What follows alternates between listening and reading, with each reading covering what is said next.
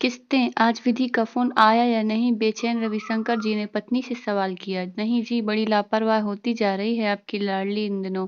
काफ़ी दिनों से कम बात कर रही है। पर आप लेट क्यों हो गई जी? सुगंधा ने उत्तर में सवाल दाग दिया। उसके लिए कार देख रहा था। दुबे जी का बेटा हर तरह से योग्य है। आज पापा कह रहे थे कि इस बार विधि घर आएगी तो रोका कर देंगे। पूरा घर दुल्हन की तरह सजवाऊंगा सुगंधा। अपने घर में पहला शुभ काम होगा हमारी बेटी की शादी।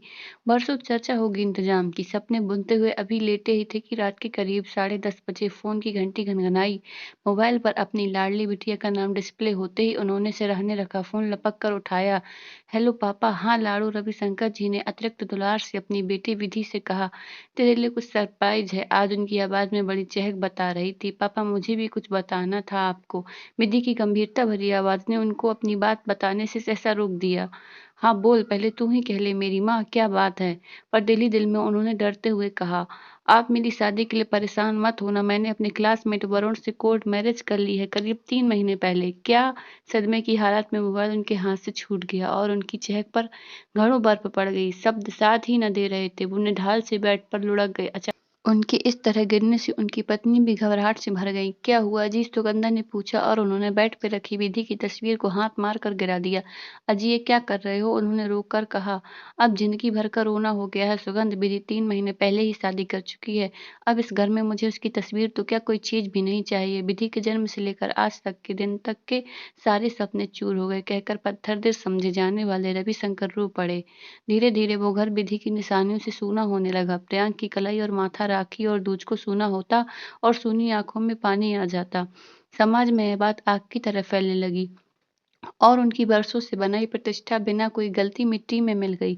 बड़े अरमानों से बनवाया गया उनका घर, जो कभी विधि को इंजीनियरिंग पढ़ाने वाले गर्वित पिता की पहचान होता था, आज विधि के एक फैसले ने उन्हें नीचा दिखाने की पहचान बन गया।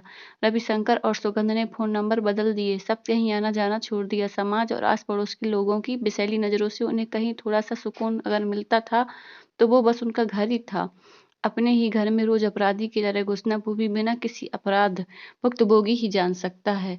विधि की पढ़ाई और शादी के लिए जोड़ते जोड़ते अपने सारे अरमान मार दिए। बेटा प्रियांक भी विधि के जितना लाडला न था। अगर घर कर्ज लेकर न बनवाया होता तो शायद बेचकर कहीं चले जाते।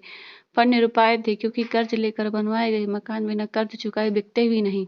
सुगंध भी मौन हो गई। अब घर में बस काम की ही आवाज गूंजती या उसके अनबहे आंसुओं की। छोटी छोटी बात पर पापा की पुकार करने वाली विधि की मनमर्जी ने उनका विश्वास ऐसा तोड़ा कि उन्होंने उसका चेहरा न दिखने की सौगंध उठा ली।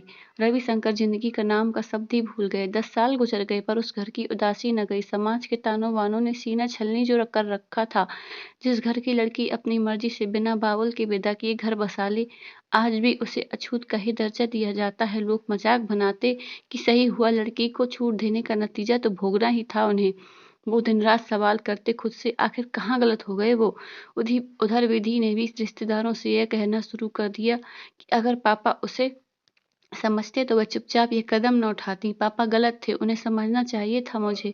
कुछ लोग ऐसे भी थे जिन्हें विधि गलत लगती, कुछ को वह सदमे में डूबे शंकर न जाने कब कैंसर का शिकार हो गए। प्रियांक ने उस समय टूटी हुई सुगंध को किसी बड़े की तरह संभाल लिया और खबर पाकर विधि ने भी कहा, मम्मी समझाइए ना पापा को, मुझे घर में आने दे। रविशंकर, ना नहीं, ये घर तुम्हारा था, अब ये सिर्फ मेरा है। जो पीड़ा धोखा तुमने दिया उसकी जलन से मुझे इसी ने बचाया है।